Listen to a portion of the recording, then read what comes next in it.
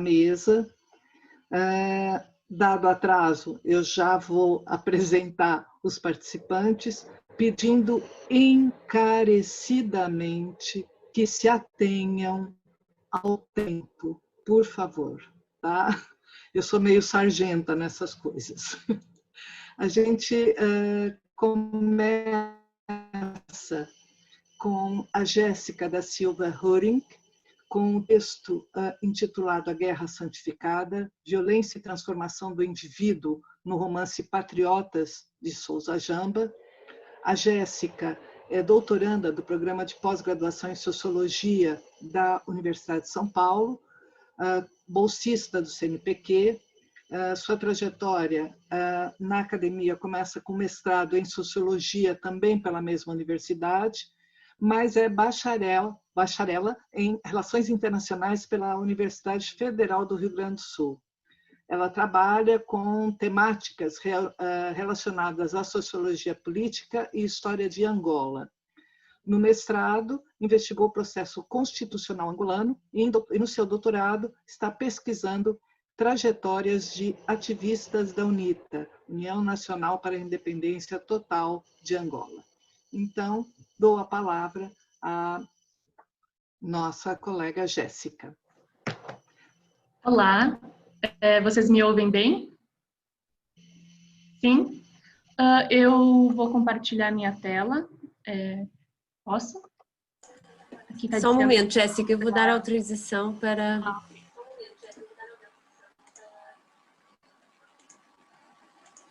Já está.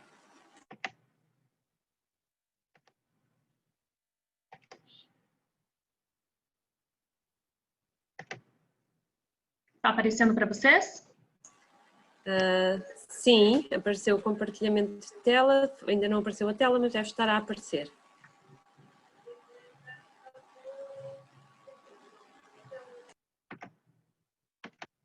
Apareceu agora? Está aparecendo os slides?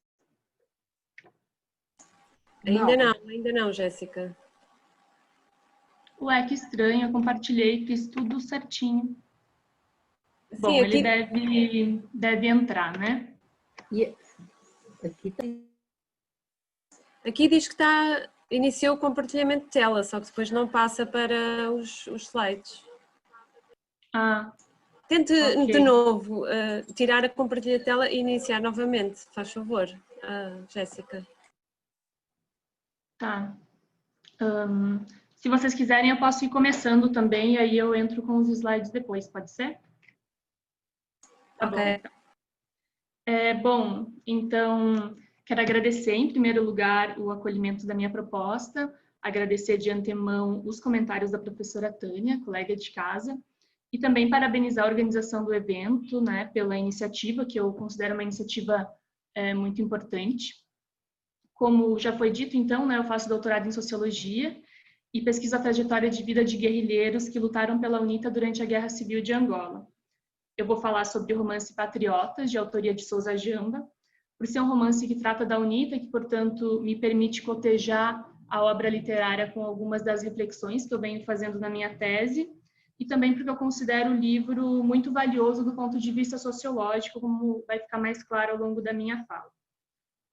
Enfim, aqui para mim tá dando um erro com o compartilhamento de tela, então espero que se resolva, mas se não, enfim, fica sem os slides. O romance foi publicado originalmente em inglês, em 90, com o título Patriots, com uma tradução em língua portuguesa saída já em 91 pela Cotovia, que é a que eu trago em mãos e é a que eu vou falar aqui para vocês. As duas obras são diferentes, como muitos devem saber, né? A edição original em inglês contém um relato de queima de bruxas, mas como esse não é o foco da minha apresentação, eu vou passar ao largo. O livro narra a trajetória de Ozzy Mboeti, desde sua infância no Ambo até sua entrada na UNITA. Uma vida como a de tantos outros angolanos que viveram a guerra, marcada pelo refúgio, pela violência, pela perda de laços sociais e pela atuação política. O livro mostra o personagem em busca da sua identidade. Ozzy, que vive como refugiado na Zâmbia, decide regressar a Angola para ingressar nas fileiras da UNITA. Ele está se aproximando do seu passado, já que seu pai era um feroz apoiador do movimento. e ele sente que é sua obrigação como angolano lutar pela nação. A obra é apresentada em 4 livros, que percorrem a vida de Ozzy e também de algumas pessoas à sua volta, né? Por exemplo, o seu irmão Osvaldo, que luta pelo MPLA, e Raul, que é o amigo de ruas, que vai de herói a traidor da UNITA, são alguns dos personagens que têm lugar especial. Mas na apresentação que eu preparei, o foco será inteiramente no livro 2, onde é narrado o treinamento e socialização militar de Ozzy. Eu fiz esse recorte porque vou falar da experiência do personagem como guerrilheiro e a transformação gradual do indivíduo pela violência. Um exercício para a gente pensar, digamos assim, os bastidores que permitem que a violência se consubstancie, né? Ou seja, como se dá a constituição do indivíduo que vai realizar a ação violenta. Eu estou tomando a violência aqui pela perspectiva da ação coletiva, né, que é com a qual eu trabalho no meu doutorado. Então, eu olho para a violência como esse substrato violento, digamos assim, das formas de ação adotadas num confronto entre partes. Neste caso, as práticas violentas que um grupo adota para fazer as suas demandas. No entanto, a análise que eu vou fazer do livro não será tanto uma análise da violência política que as partes adotaram umas contra as outras durante o contexto de guerra civil, mas sim a preparação para o desempenho dessas ações. Autoras como Isabelle Sommier, Donatella Della Porta e Elizabeth Wood apontam que no caso de movimentos armados, o engajamento dificilmente será imediato, ou seja, uma pessoa não vai para o fronte de batalha no dia em que ela é recrutada. Ela precisa antes se adaptar gradualmente à violência e ela precisa da acomodação cognitiva necessária para o renascimento do homem enquanto soldado. O recruta precisa aprender e adotar o conjunto de regras que regem o uso da violência pelo grupo. E isso, como esses estudos mostram, é feito pela criação de sistemas hierarquizados, de controle de conduta e conformação de mentalidades. Envolve, portanto, violência física e violência simbólica. Eu vou falar, então, sobre essas coisas no livro. Uma pena, enfim, que não está dando para compartilhar a tela, né? Porque senão vocês iam poder acompanhar a leitura dos trechos do romance comigo, mas enfim. A parte 1 eu chamo Idiotas Espertos, Controle e Acomodação. Se o partido disser que é preciso matar os cubanos porque eles são os inimigos do povo, espera-se que toda a gente pegue uma arma e lute. Página 119. O treinamento e a socialização no grupo armado ocorrem tanto formalmente, através da imersão no campo, quanto informalmente, através de rituais de iniciação, que reduzem os constrangimentos que as pessoas têm em fazer uso da violência, como criação de laços próximos, encontros de massa que geram energia emocional, humilhação e treinamentos. O Ozzy, que é o personagem principal, ele faz a sua entrada na Jamba em 84 e a gente acompanha a trajetória dele no movimento por mais ou menos um ano. A Jamba, né, foi, enfim, território controlado pela UNITA durante a Guerra Civil, praticamente um estado dentro do estado, né. Nas primeiras semanas em que ele está lá, a narração se direciona para o controle de conduta dos recrutos que é feito pela UNITA, né, e a criação que o movimento tenta fazer desse sentido de normalidade dentro dessa comunidade. Inicialmente, o Ozzy fica uma semana sem ninguém falar com ele, até que um dia aparece um capitão que diz ser seu tio e o convida para sua festa de aniversário. Quando ele é interpelado sobre isso, ele diz que a razão do parentesco não importa. Afinal, o parentesco deles é o sangue angolano. Isso pode parecer trivial, mas um dos principais eixos de socialização em movimentos armados é justamente a inserção em redes de companheirismo e simulação, digamos assim, de parentesco. No diálogo com o capitão que segue, temos exemplo de uma série de expressões de controle e violência simbólica que se repetiram ao longo do texto, na forma de autocorreções e repreensões de comportamento. Neste diálogo, o capitão se autocorrige quando fala que pintou. Ele diz: quero dizer, filo pelo povo, quem sou eu para lhe chamar meu povo? Posteriormente, o capitão exorta a importância dos idiotas espertos para a luta angolana, ou seja, pessoas que seguirão o comando, que responderão com disciplina ao chamado. Esse primeiro núcleo de exortação da disciplina se encerra com o sargento Herculano, que é o diretamente responsável pelo Ozzy, que busca ele na festa do tio e chama sua atenção por ele não ter solicitado a sua autorização, né? Ele assim diz: lembra-te de uma coisa, isto é uma guerra, a disciplina é crucial. Outros exemplos de controle institucional se repetem nas primeiras semanas de Ozzy na Janda. Quando ele se portou com arrogância como um funcionário de controle do pessoal, foi exortado pelo coronel Bazuca, de quem recebeu a Constituição e o Estatuto de Regulamento Interno da UNITA. Aqui temos um passo além na conformação à disciplina interna, é a de se adequar às regras de comportamento e seguir os ditames do pensamento supremo de Savin. Essas regras de comportamento e sentimento, usando o conceito da Arlie Rothschild, são esse conjunto de regras compartilhadas pelo grupo na forma não só de direitos e deveres, mas também de sentimentos e emoções que são estabelecidas pelas convenções que os regem, né? Outro mecanismo que vem de par é o da construção da identidade, dessa identidade coletiva, né? Na forma de identificação positiva do nós versus identificação negativa do eles. Em diversos trechos do livro, há momentos em que o movimento constrói essa polarização e desumanização do inimigo. Mas, para dar um exemplo, tem um trecho onde o instrutor lhe diz, aspas, estamos aqui para aprender a matar, porque os do outro lado estão neste preciso momento muito atarefados a aprender a matar-nos a nós. Vou finalizar essa primeira parte falando sobre o diálogo que o Ozzy tem com o Njekwa, que é um padre católico que ele encontra quando os companheiros da UNITA o abandonam na mata. Aqui a gente tem um cenário de confissão no meio da floresta angolana, e que vira uma reflexão sobre a dimensão simbólica da guerra e que também dá o título da minha comunicação. Vou fazer uma citação longa aqui. Tenho a sensação de que, como foste criado na Zâmbia, não és como os outros soldados. Então, em que aspecto é que sou diferente? És diferente porque não sofreste tanto como os outros. O sofrimento endurece o coração das pessoas, infelizmente. Isso pode não se tornar visível logo ao princípio, mas a dada altura, as pessoas que sofreram desejam dar algum significado ao seu sofrimento. Estar-se envolvido numa causa nobre não basta. É quando os que sofrem precisam de ver sangue, mas tem de ser o sangue dos companheiros de sofrimento, o sangue dos seus companheiros de armas, derramado às ordens dos que os comandam. Repara bem, quando um soldado da UNITA vê o cadáver de um soldado do MPLA ou de um cubano, claro que se regozija, ergue no ar a Kalashnikov e grita palavras de ordem.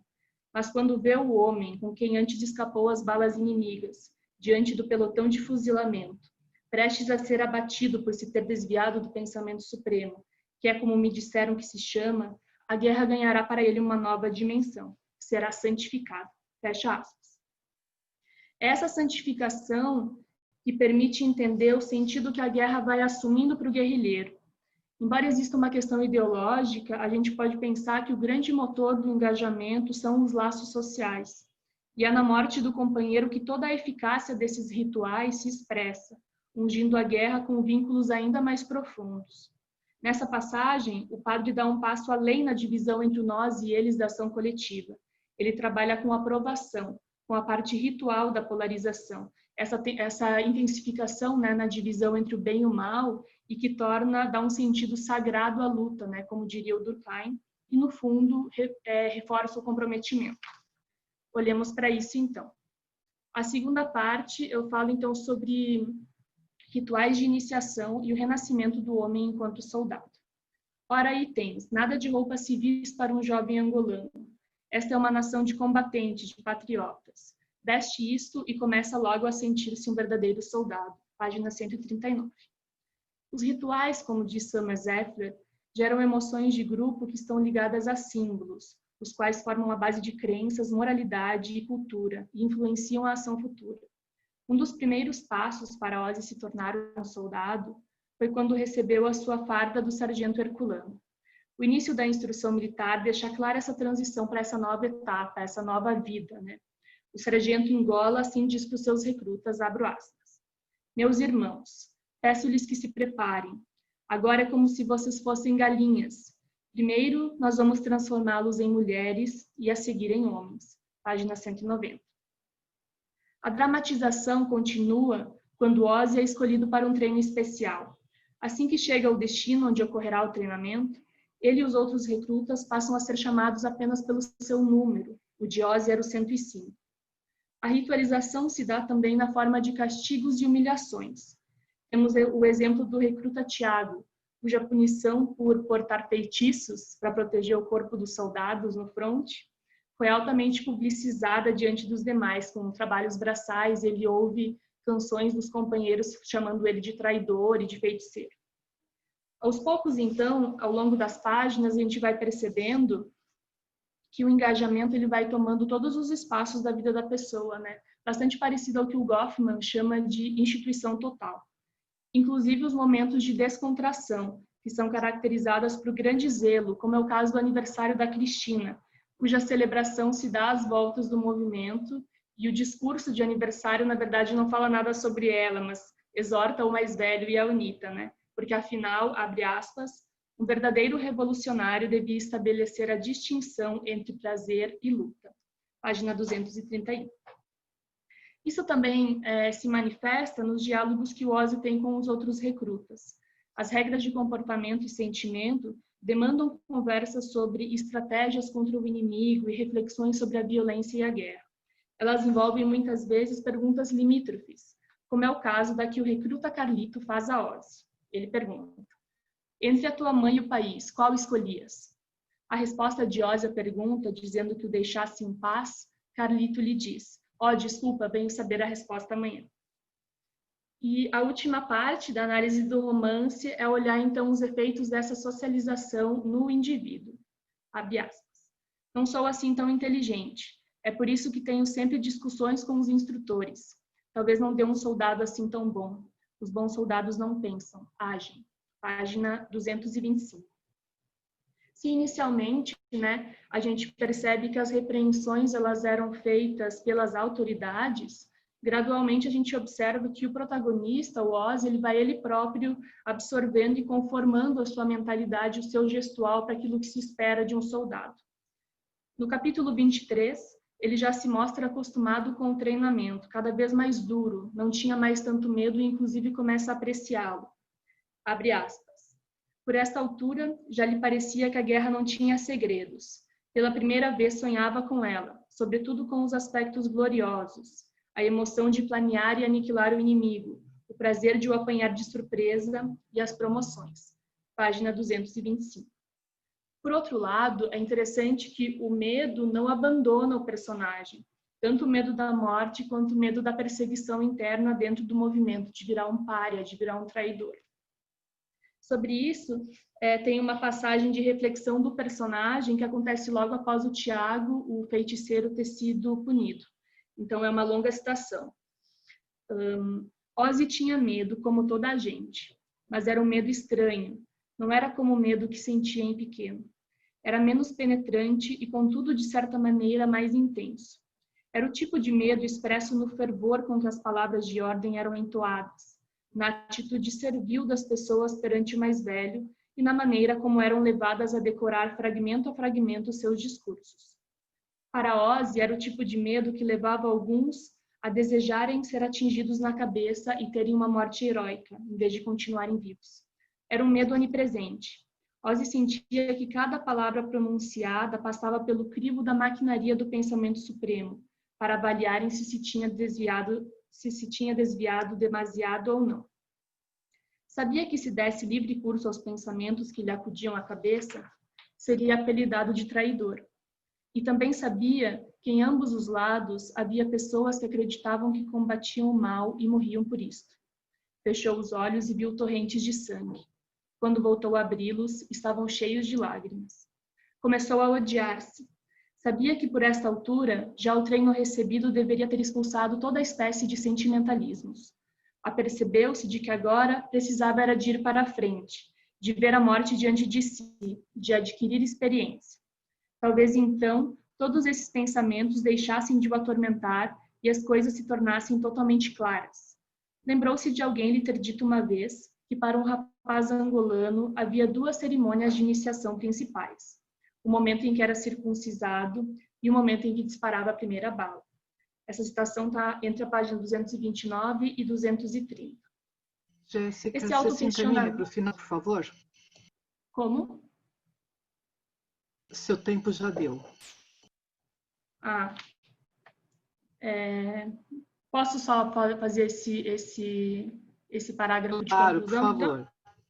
Tá. Bom, então, ao longo da apresentação, né, a gente, então, observa esse processo gradual de adaptação do indivíduo pela violência e para a execução da violência, né? O que fica claro, então, é a existência desse projeto de sociedade que, para existir, depende desse espírito de corpo, né? De uma cultura no sentido duplo de interiorização no corpo biológico de gestos, posturas e atitudes da cultura do grupo, maneira de fazer, sentir e pensar, e de exteriorização disso dentro de um código de condutas.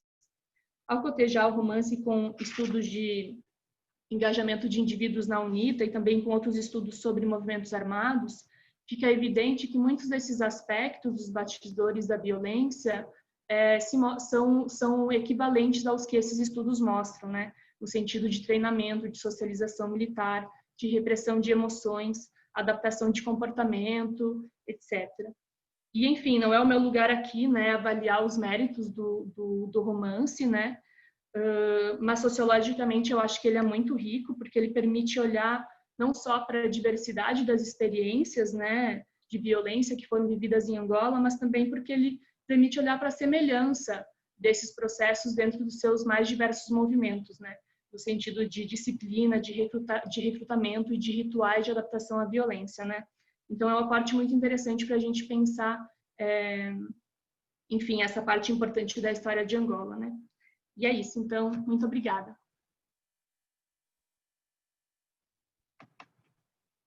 Jéssica, muito obrigada. Eu estou nessa situação terrível de cortar a palavra em algo que eu gostaria de ouvir mais vocês, mas vamos ver se a gente consegue retomar em termos de poder discutir um pouquinho mais. Eu tenho uma série de perguntas também, porque é um romance bastante interessante. A gente dá a palavra agora para duas pessoas, Gabriel Ambrósio e André Rezende Benatti, ambos ligados ao UFMS, o Gabriel também ao PPGEL da UFMS, né, que vão apresentar Libertação e Violência, a desumanização do homem pelo próprio homem em A Geração da Utopia de Pepe Tela. Agora é o outro lado da guerra. Notas biográficas sobre os autores. André Rezende Benatti é doutor em Letras Neolatinas pela Universidade Federal do Rio de Janeiro, mestre em Letras pela Federal do Mato Grosso do Sul, professor adjunto na mesma universidade. Atua também como professor permanente dos programas de pós-graduação em estudos de linguagens da Universidade Federal do Mato Grosso do Sul e da Universidade Estadual do Mato Grosso do Sul. É editor-chefe da Revel, revista de estudos literários da UEMS, e desenvolve pesquisa acerca das literaturas modernas e contemporâneas de língua espanhola e língua portuguesa, dedicando-se principalmente aos seguintes temas: cultura, violência e realismo. Ele vai dividir a comunicação com Gabriel Ambrósio, que é mestrando em estudos da linguagem pelo programa de pós-graduação da Universidade Federal do Mato Grosso do Sul e é bolseiro da CAPES. O Gabriel também é licenciado em Letras, Português e Inglês pela Pontifícia Universidade Católica de Goiás e membro da Associação Brasileira de Pesquisadores Negros e Negras. Além disso, é poeta e escritor.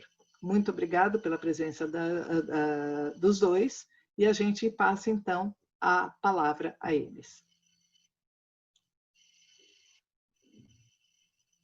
Obrigado, professora Tânia. Obrigado pelo convite e obrigado à organização. Sem mais delongas... Agradeço também, professora Tânia, pelo convite, pela organização do evento. Gabriel, por favor. Obrigado. Então, o nosso tema está aqui na nossa comunicação: libertação e violência. A desumanização do homem pelo próprio homem em A Geração da Utopia de Pepe Tela.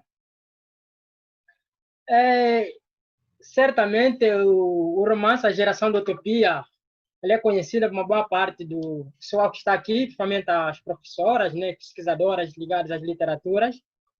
E o que nós, assim, então, entendemos essa desumanização, ela começa exatamente no primeiro capítulo, então, que é a casa. A casa, que é o espaço onde estão os estudantes assim, da lusofonia, que estavam se preparando para a formação acadêmica e profissional. Só que a situação, então, que estava acontecendo em Angola, isso vai deixando-os, assim, muitas vezes, não muito ligados assim, aos próprios estudos, mas sim procurando, então, saber o que estava acontecendo nas terras de origem, principalmente os estudantes, então, que têm origem em Angola. Angola, exatamente nesse ano também, que é 1961, é o ano assim que começa essa desumanização do homem. Isso vai ocorrer a partir das primeiras revoltas e também o contra-ataque, no caso dos fazendeiros portugueses que estavam então no território, né, que os donos de fazendas, os comerciantes, que isso vai começar exatamente pelo UPA Lumumba, é assim que o próprio PPT denomina, UPA Lumumba. O UPA, na verdade, que é um movimento da União dos Povos de Angola, que é o movimento que depois vai formar o outro grupo ligado a esse grande grupo, que é a FNLA.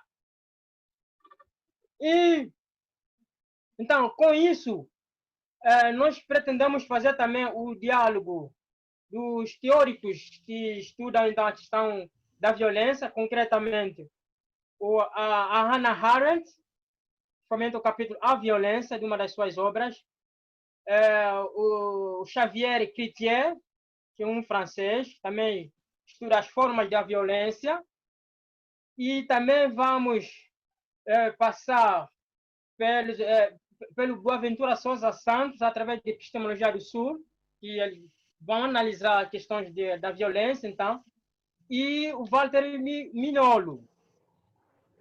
Claro, também o Achille Mbembe. Então, esses autores são os teóricos, então, nós usamos nessa comunicação. E, então, uma das falas que aparece na obra do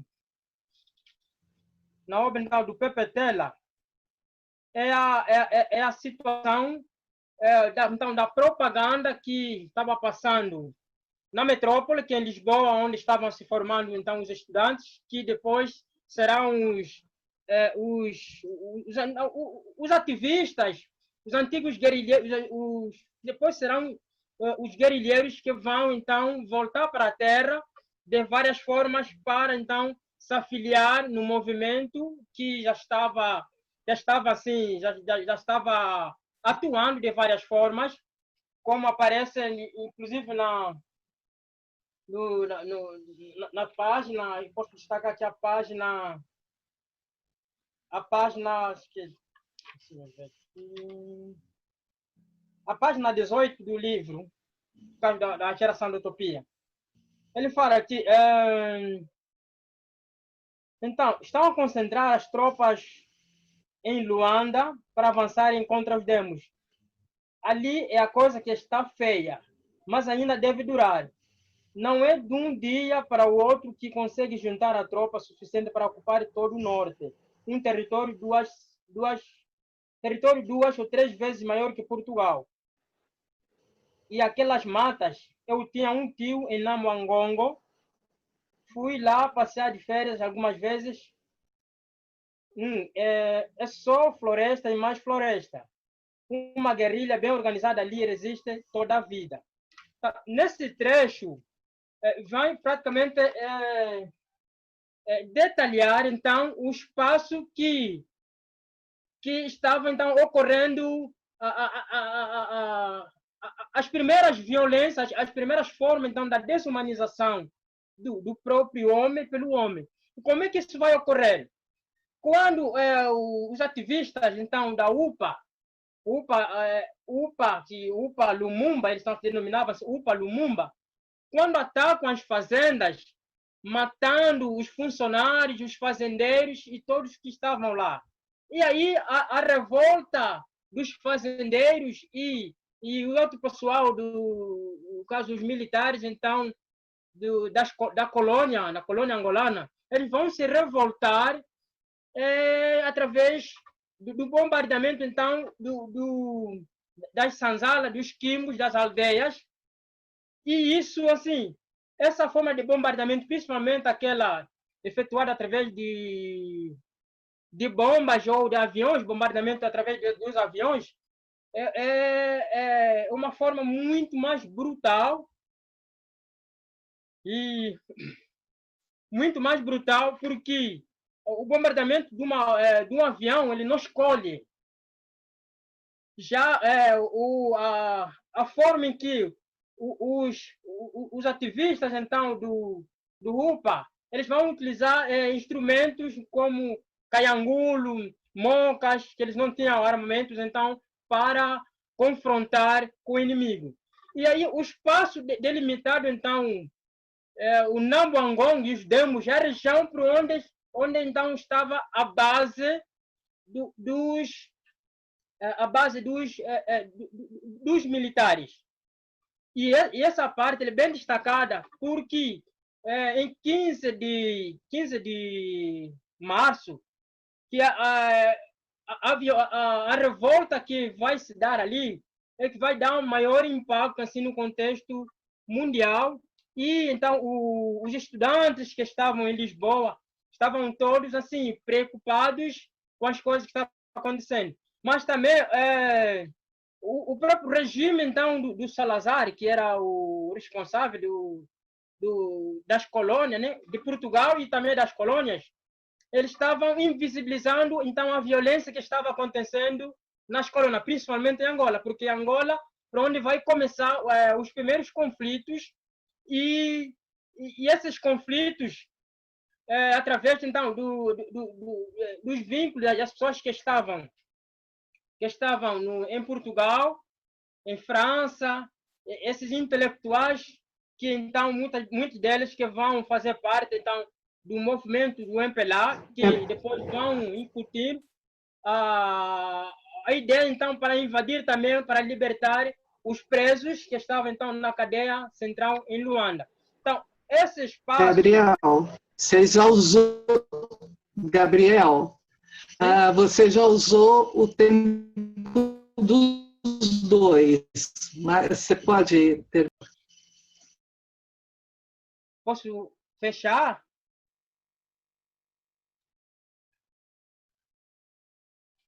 Então, e aí, queria destacar aqui a questão do Frantz Fanon, que inclusive é citado na obra, né?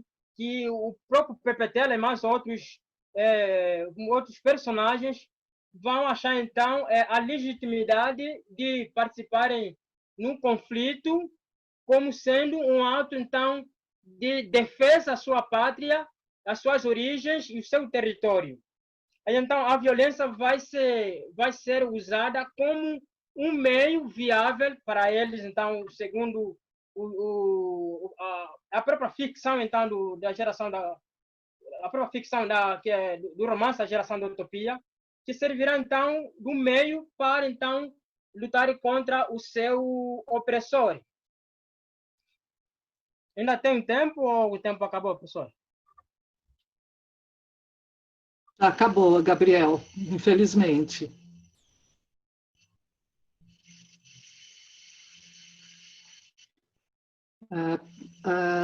Então, eu passo a palavra. Desculpem, eu realmente tenho aqui uma situação ingrata, mas para o André, por favor, professor André.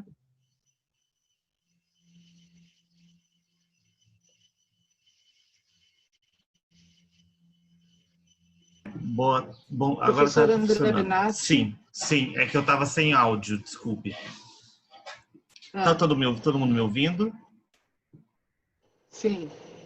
Sim, então, bom, eu vou centrar um pouco mais aqui numa questão um pouco mais teórica do que o Gabriel, que também é parte da nossa pesquisa, né, que diz respeito às questões que envolvem especificamente a violência. Bom, eu vou pedir a licença a vocês para eu ler o texto que eu produzi, né, porque eu acho que fica mais organizado dessa maneira, ok? Bom, de acordo com o Xavier Cletiers, pensar a respeito da violência, seja ela qual for, política, social, psicológica, né, etc., está presente no núcleo de toda a vida. Eu só pediria, André. Humana. Sim, professora. Oi, professora. Não, é só porque vocês já estão ultrapassando o tempo, então se você puder resumir a tua comunicação, sinto muito. Sim. Eu só vou resumir essa parte aqui, né? Porque é o que a gente está tendo como base da violência, né?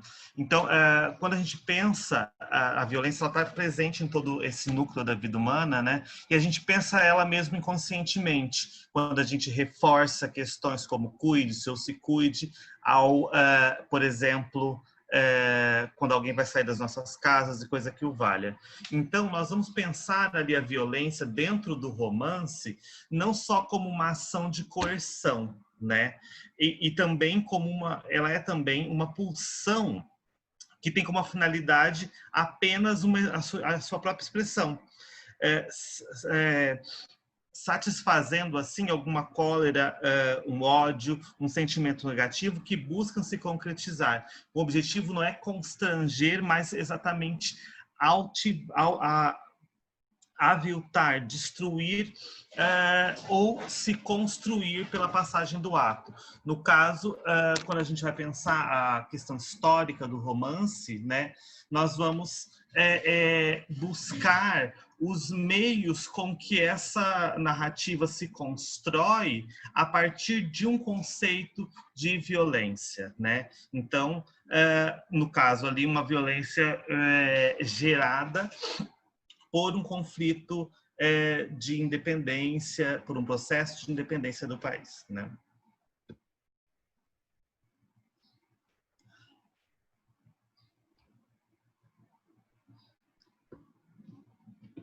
Oi, professora. Eu estou com algumas dúvidas. Joga para fácil. Obrigada. Sim, estou ouvindo. Obrigado, professora. Ah, tá. Você só colocou esse quadro mais amplo, né? Isso. Só o quadro mais amplo do que a gente está buscando. Ok, André, muito obrigada. E desculpem mais uma vez os dois pelo meu papel estranho aqui. Mas, e por último, a gente vai dar a palavra ao Pedro Recchio, que vai apresentar o texto A Violência na Obra de Fernando de Castro Soromenho. Pedro Recchio é licenciado em História na Faculdade de Letras da Universidade de Coimbra e mestre em História Contemporânea pela mesma instituição. A sua dissertação de mestrado intitulou-se Mudança Cultural e Política da Academia de Coimbra, o caso da Via Latina, 1958-1962. Ele é investigador júnior do projeto 25 de Abril PT Lab e encontra-se a realizar o doutoramento em discursos, cultura, história e sociedade.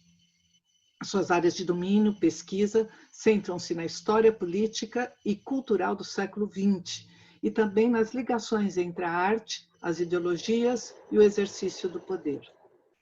Muito obrigada por sua presença, Pedro. Então, eu passo a palavra a você. Obrigada.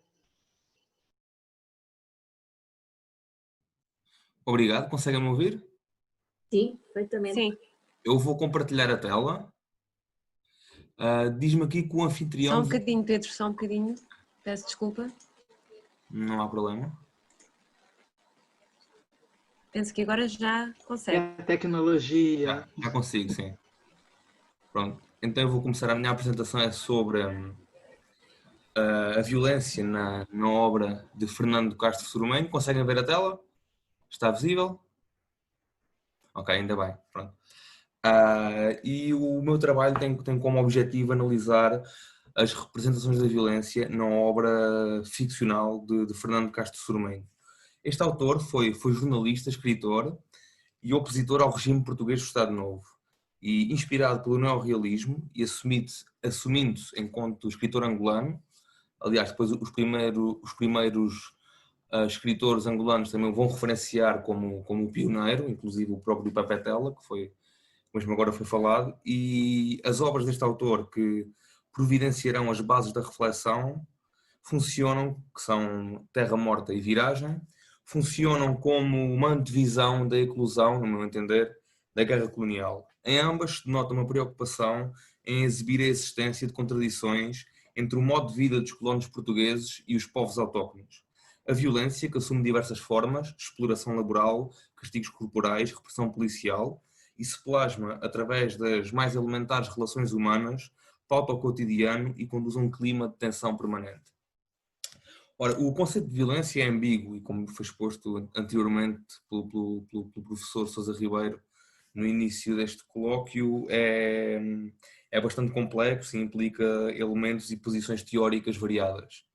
Mas, de um modo simples, podemos dizer que a prática da violência expressa atos contrários à liberdade e à vontade de alguém, e é nisso que reside a sua dimensão ética e moral. Ou seja, pode manifestar-se de diversas formas que não diretamente físicas.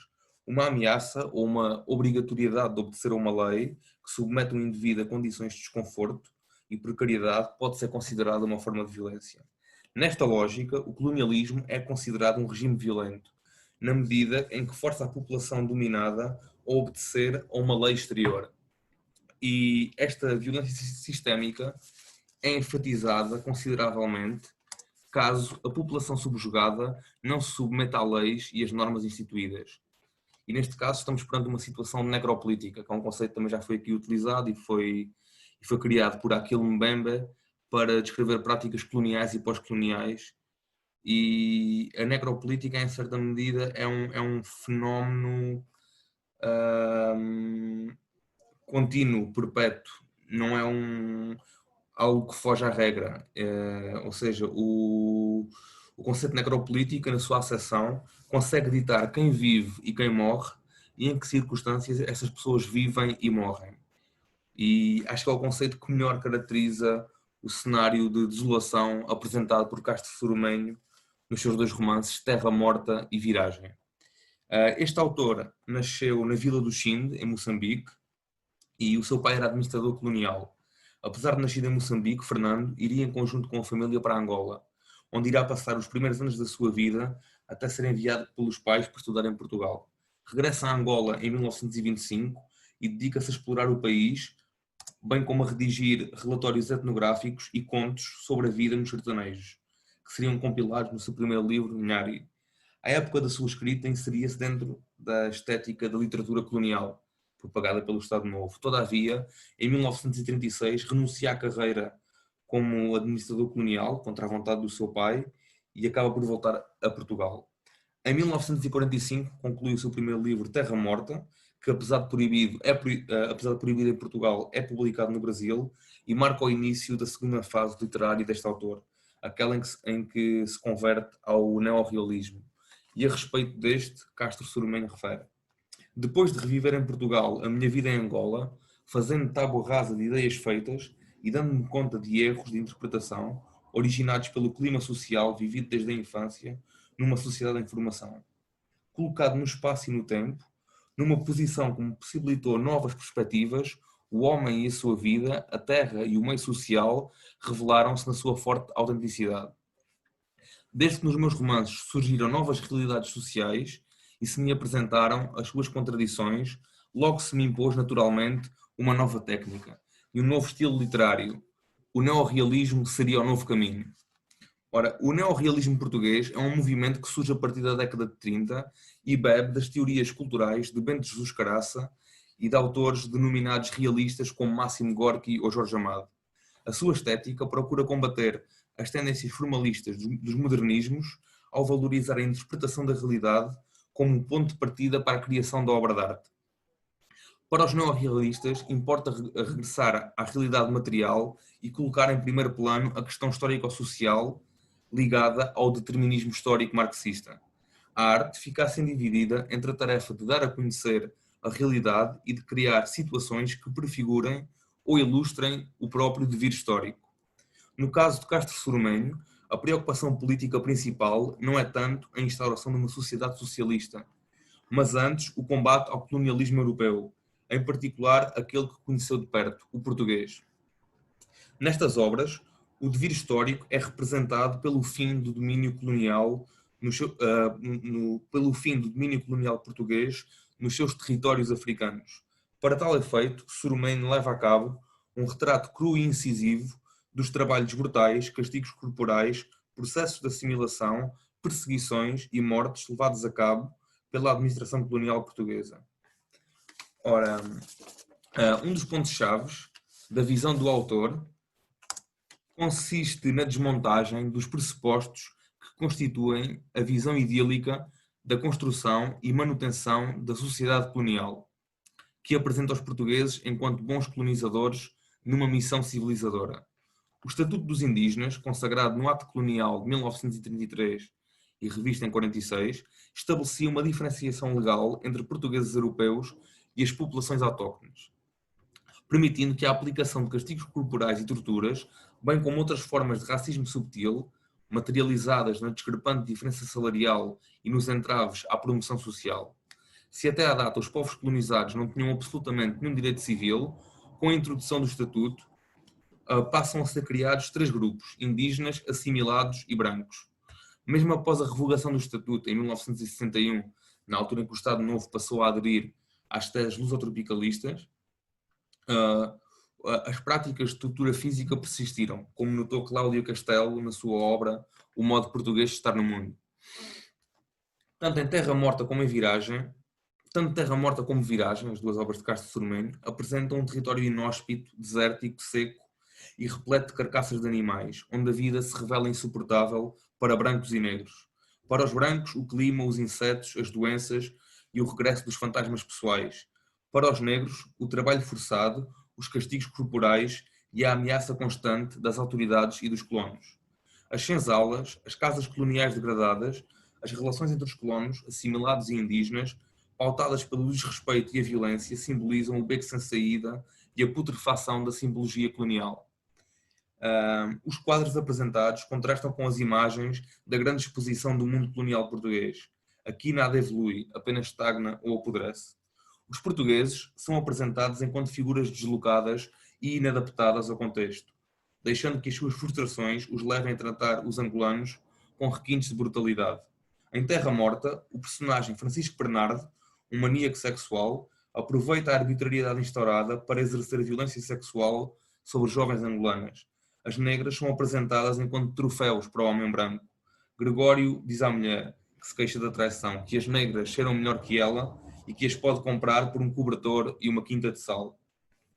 A obra serve também como testemunho das condições laborais dos povos angolanos nas minas de diamantes, tendo em conta que incide sobre a contratação forçada de trabalhadores para as minas de Diamangue, no norte de Angola. Aqueles que se recusassem ou tentassem fugir seriam exemplarmente castigados. De notar que a legislação portuguesa não era cumprida.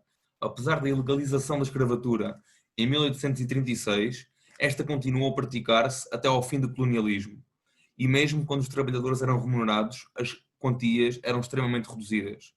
De notar também que em 1949, Fortunato de Almeida, da repartição dos negócios políticos do Ministério dos Negócios Estrangeiros, se manifestou contra o abuso do trabalho indígena. Veja-se a forma como Sormenho descreve o trabalho em Terra Morta. Outros torciam-se com dores nas pernas e braços partidos, debaixo das vagonetas. E aquilo era de sol a sol, picareta abaixo, picareta acima, ferindo-se no cascalho que lhes saltava em lascas para as pernas, lanhando-as como se fossem navalhas. O personagem Alves de Viragem é retratado enquanto símbolo da autoridade branca em toda a sua crueldade e tiques de superioridade civilizacional. Vejamos a seguinte passagem. Disse que o branco do governo é o pai dos pretos e acusou os negros ingratos para os brancos, que trouxeram às terras aquela civilização, acabando com as guerras entre as tribos, abrindo estradas e construído pontes. Disse-lhes que as terras nada valiam quando os brancos da companhia chegaram para lhes ensinar a cultivar o algodão, para que a terra pobre se tornasse rica. Após este discurso de António Alves, segue-se uma cena em que o funcionário colonial bate nas mãos de um africano, acusado injustamente de roubar algodão para vender. A crueldade da cena é descrita ao longo de várias páginas, onde o sinistrado fica sem unhas e com a carne a pender das mãos. Alguns colonos brancos aprovam o castigo, outros ficam chocados. Quando concluiu o processo, Alves afirma: esta canalha tem andado a abusar e era preciso, à bruta, pôr cobro a isto. Eles não sentem nada de outra maneira. O que lhes posso garantir é que depois disto acabam os roubos de algodão. E que diabo! Não estamos aqui para tomar ares, estamos aqui para os civilizar. Como contraponto a estas sequências, o autor apresenta, de igual modo, a reação dos povos colonizados.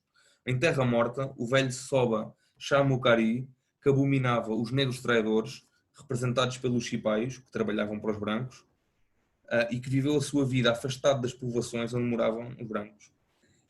Chamukari apenas saía da sua aldeia uma vez por ano, quando ali se dirigia um funcionário que ia fazer o recenseamento para efeitos de pagamento de impostos. O Soba acaba por matar um cipaio e depois, devido a medo de represálias, por se suicidar. Ter em conta, como referiu Susan de Oliveira, que a perda dos mais velhos significa para as culturas tradicionais a destruição da possibilidade da vida e a degradação profunda e cruel da subjetividade e das memórias que, nas culturas orais, definem os valores, costumes e demais práticas culturais. A caracterização do domínio de uma língua portuguesa criolizada, falada pelos indígenas e assimilados, é parte da transformação identitária pela qual passa a sociedade angolana, na qual a língua materna do colonizado é absorvida, sintomatizando, uma vez mais, a violência do processo colonial. É, contudo, no final de Terra Morta que temos uma das sequências mais sonantes da obra de Castro Sormenho. João Calado, um mulato que matou um cipaio que guardava a casa da administração, roubou o dinheiro dos impostos cobrados aos indígenas e incendiou a habitação. Não come minhas coisas, disse ele com rancor. O povo da região protegeu-o das autoridades brancas, dando-lhe fuga e apoiando a sua revolta. Este desfecho parece funcionar como uma antevisão do fim do colonialismo português, em que, apenas através da insurreição violenta, será possível pôr fim à opressão, expulsando as autoridades coloniais e brancas do território. O retrato que Castro Sormenho faz do colonialismo encontra eco na teoria de Mbembe de necropolítica, na medida em que o colono branco expolia as riquezas do território para benefício próprio, submete a população a trabalho escravo ou mal pago e, caso estes se recusem a participar, procede a atos de violência extrema. O medo e a coação condenam os povos colonizados a um processo de subhumanização. O personagem Alves de Viragem tem como ajudantes alguns negros assimilados pelo sistema colonial, os cipaios e os capitas. Os cipaios são agentes da autoridade colonial que usam uniformes e espingardas e, por saberem um pouco de português, são responsáveis por cobrar impostos e traduzir os diálogos entre funcionários e indígenas. Já os capitas são também ajudantes dos brancos e ambicionam saber um pouco de português para subirem na hierarquia colonial. Atende-se à descrição do narrador. E todos ambicionavam ser capitas e cipaios, porque não pagavam o imposto indígena e não trabalhavam nas estradas e nos algodais e tinham direito a mandar e a usar chicote. Ora, o cipaio tipoia, do romance de Viragem, é representativo da população que é colocada numa posição de não identidade, tendo em conta que, por ter falhado numa tarefa, é destituído por Alves do seu posto e castigado pelo seu colega Pedro Santo, que era capita e ambicionava tornar-se cipaio. Rejeitado pela comunidade... Você já está terminando? Diga? Não, ainda falta para 5 minutos. Okay.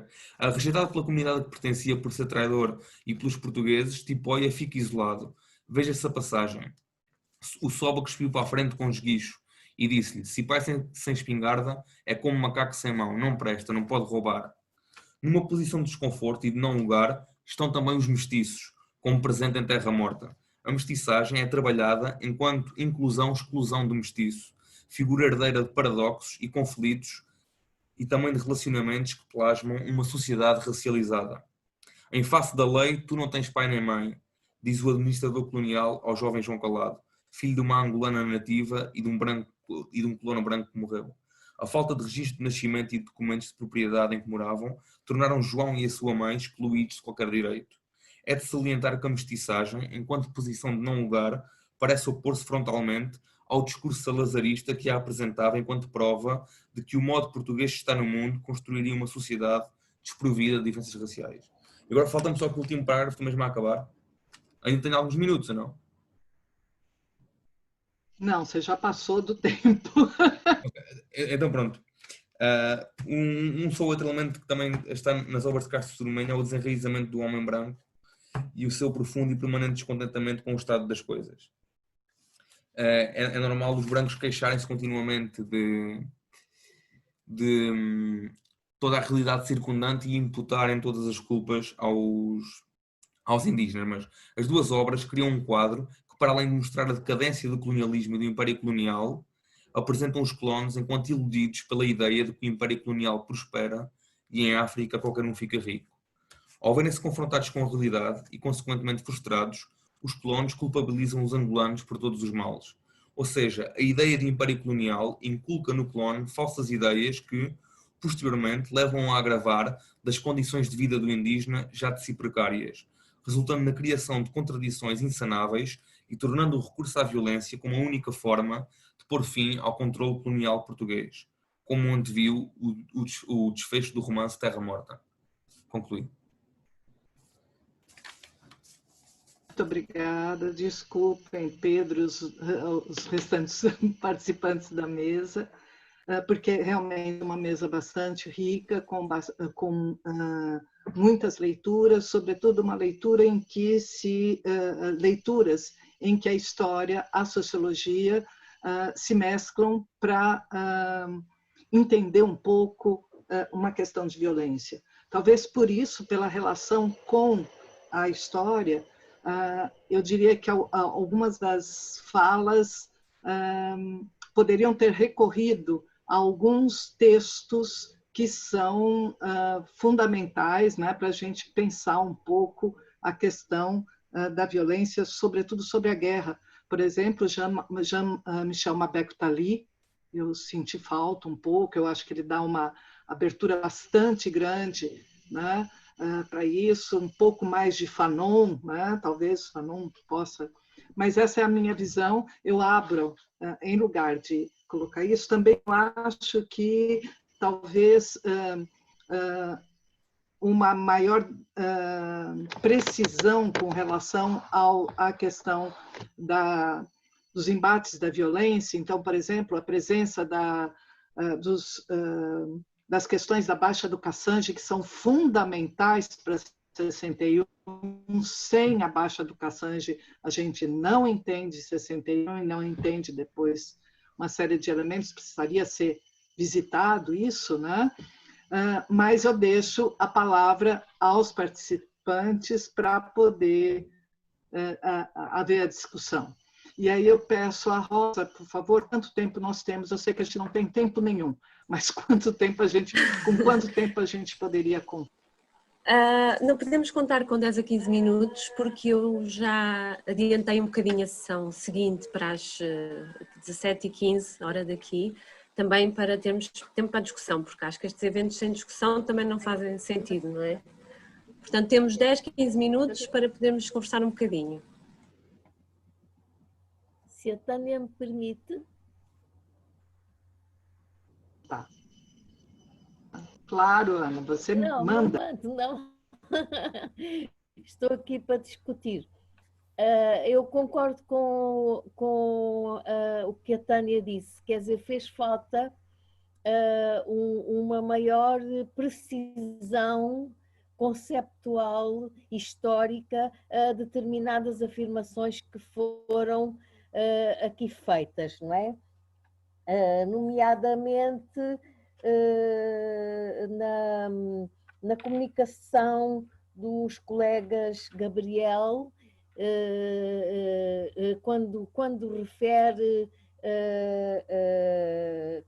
na leitura da geração da utopia, quer dizer, não se pode usar o conceito de lusofonia antes desse conceito. Quer dizer, ele mesmo agora também já não faz muito sentido, mas em 61 não faria sentido nenhum. Bom, mas não vamos por aí.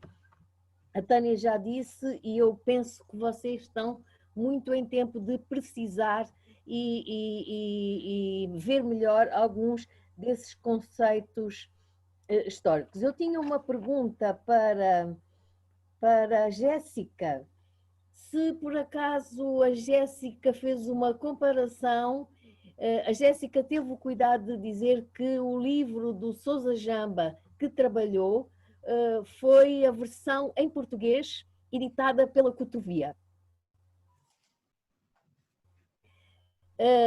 Eu não sei se a Jéssica comparou com o original em inglês. A versão portuguesa foi traduzida pela escritora nascida em Angola, Wanda Ramos, infelizmente já falecida. E é muito engraçado que a versão portuguesa, de certa maneira, a versão em língua portuguesa dilui momentos de violência que a versão em língua inglesa acentua. Não é só suprimir o episódio das feiticeiras e da queima das bruxas e etc.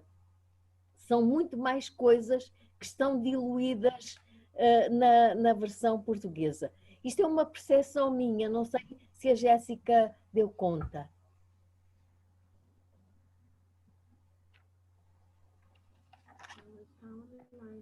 Eu respondo já agora? Sim.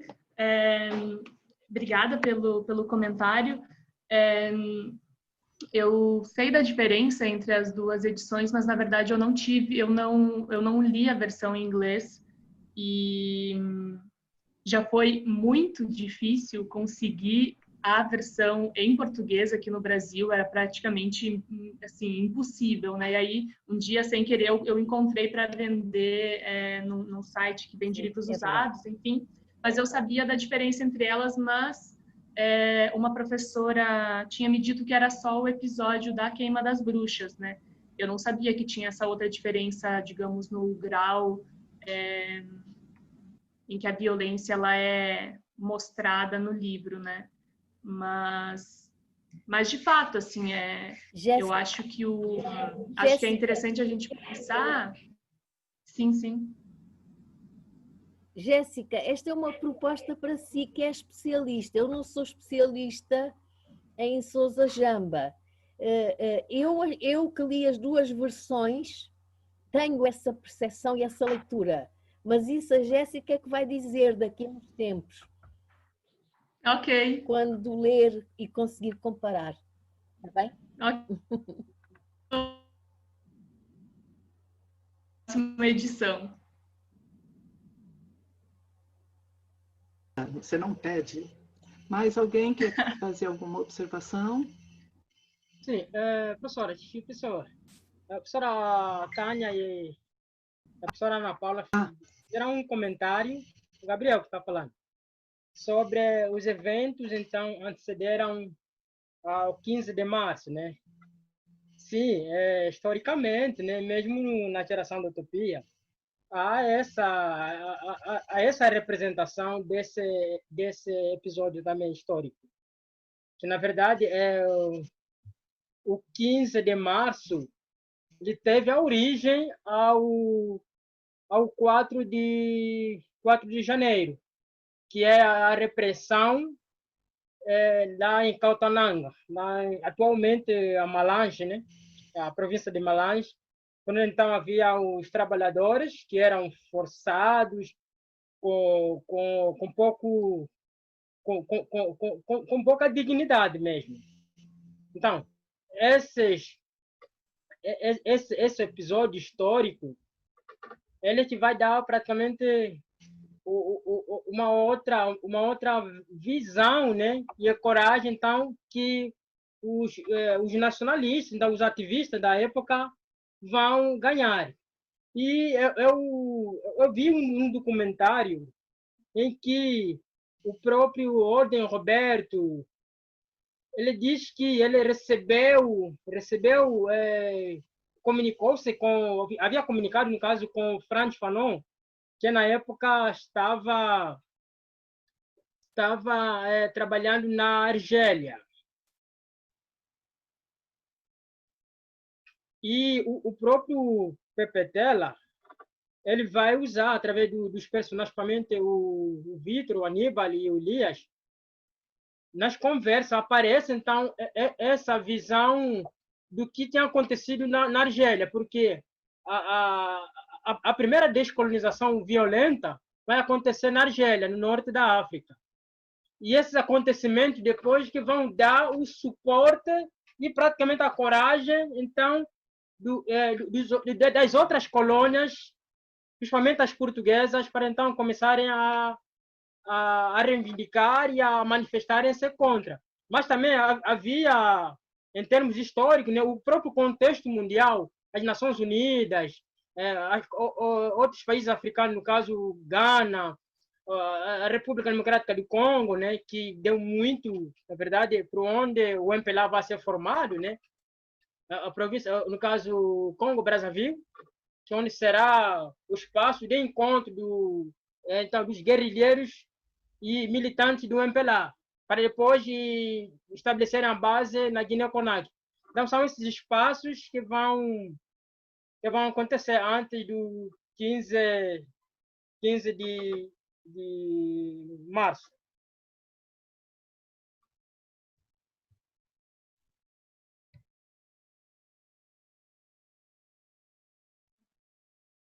Professora Tânia, acho que caiu a ligação, né? Não, mas a Caiu Tânia a ligação, aparece, ainda aparece na conversa. Tá para mim. Certo. Porque eu pensei que aí que eu vi a tela dela ficou fixa. Agora o som da professora Tânia está desligado. Certo, obrigada. A minha observação, e provavelmente a da Ana Paula, tem a ver com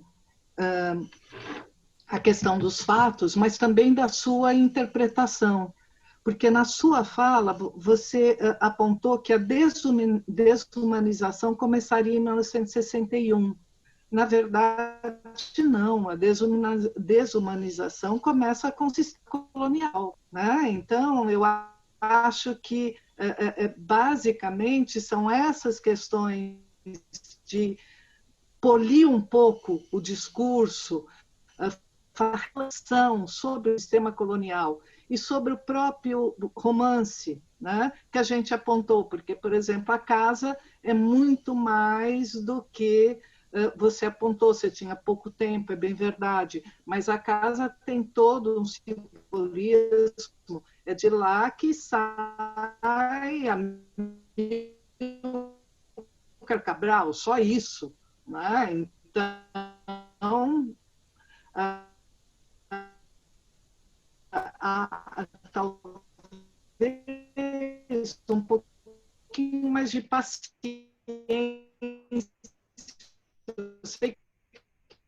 Professora Tânia, estamos a ouvi-la mal.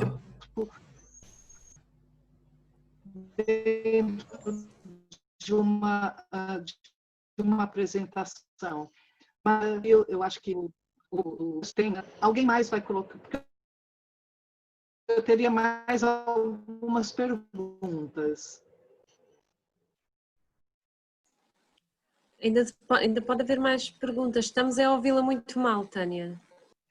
Talvez se a professora desligar a câmera, o sinal fique um pouco na melhor. Internet. Então, eu vou colocar algumas perguntas, não sei.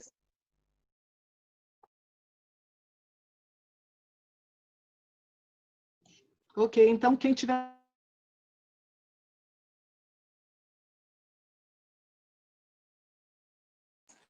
Não estamos a ouvir nada. Desapareceu. Eu tinha caído, voltei. Quem tiver pergunta, por favor, eu só levo o tombo aqui. Mais alguém tem alguma pergunta?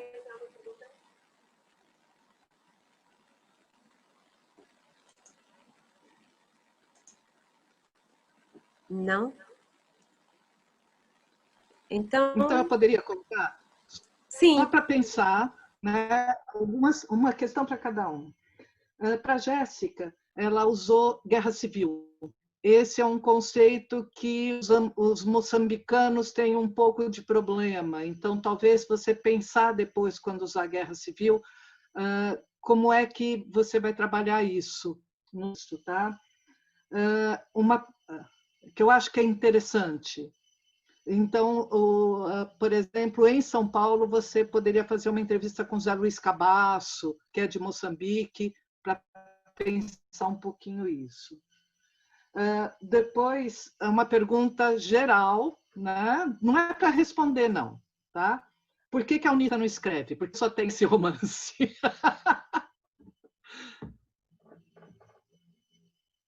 Eu acho que eu estou fora de novo, né? Então, acho que porque a escrita da UNITA é tão pequena, tá? Talvez seja algo para pensar um pouquinho.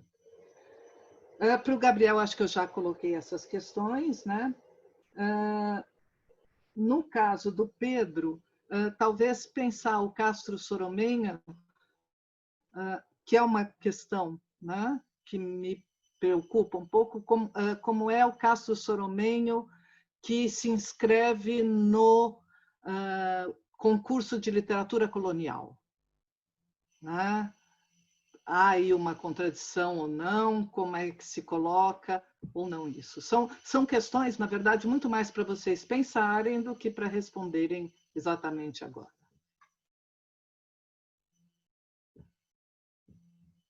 Eu posso responder. É assim, Claro. Ele recebeu prémios de literatura colonial nos anos 30.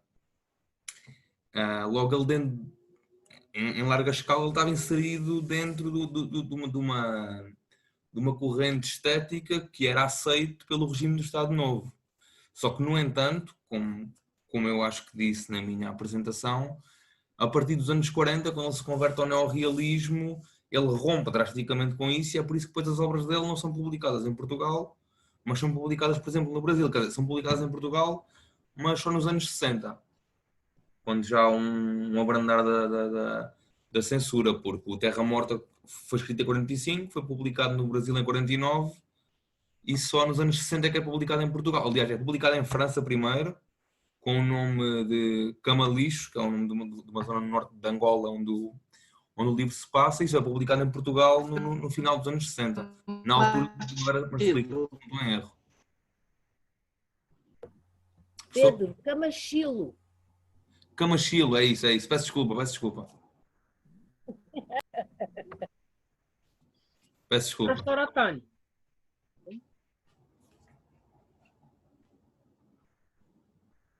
Está me ouvindo? Sim.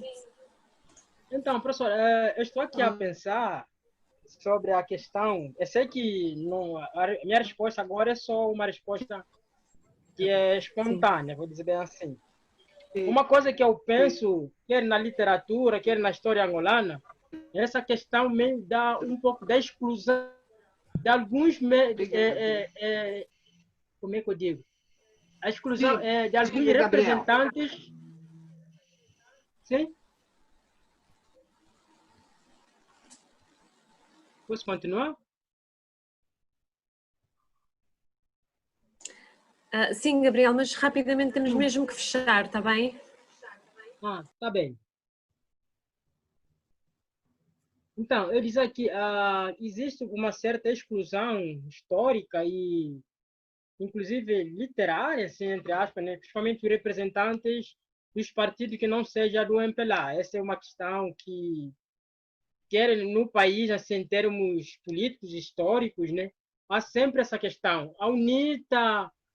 a FNLA praticamente não aparece muito. Eu não sei porque os seus membros não, assim, pelo menos eu não conheço assim um romance, por exemplo, escrito, então, alguém que tenha a memória, tenha participado, no caso, por parte da UNITA e participar da guerra descolonial, e nem conheço também um dos membros, assim, da FNLA. Na verdade, são questões, assim, que eu fico pensando, né, por ser pessoa angolana, né, eu fico pensando isso pelo que acontece no país, e inclusive nesse próprio romance, assim, no seu último no seu último capítulo, né, que coloca assim, a Angola mais contemporânea, Angola do tipo da década 90 e pouco, praticamente até agora. Eu faço a interpretação de geração de utopia, não apenas a questão histórica, mas principalmente a questão contemporânea, que nós temos muitas coisas acontecendo, que, por exemplo, a questão da violência é muito presente ainda em Angola, assim, principalmente nas cidades. A questão por exemplo, que aparece a violência assim muito brutal, a questão da queima dos então chamados gatunos, que é uma representação que aparece aí no romance, né? Isso são coisas que têm acontecido hoje, não mais no passado, assim. Angola pós-colonial, Angola pós-independência. Então era esse comentário que quis fazer. Posso fazer um comentário muito rápido? Muito rápido, sim. Muito rápido, sim. Eu acho que a pergunta da professora sendo também uma provocação, acho que para todo mundo que estuda literatura angolana, né? Pensar, e acho que isso não se aplica só à literatura angolana, né? Mas pensar um pouco o círculo de consagração da literatura, né?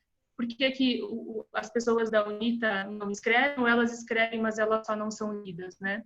Por exemplo, então, e quando a gente analisa os outros romances, né, eu acho que, assim, ao mesmo tempo que a violência e a guerra são temas muito... a gente também contextualizar, né, em que medida ela não é só também o ponto de vista de um lado, né? E olhando, por exemplo, para a geração da utopia, é muito interessante ver isso, né? Como né, o Malongo, o Elias e o Vitor, né? Como eles são retratados e você olhar contextualmente ao longo quem são essas pessoas.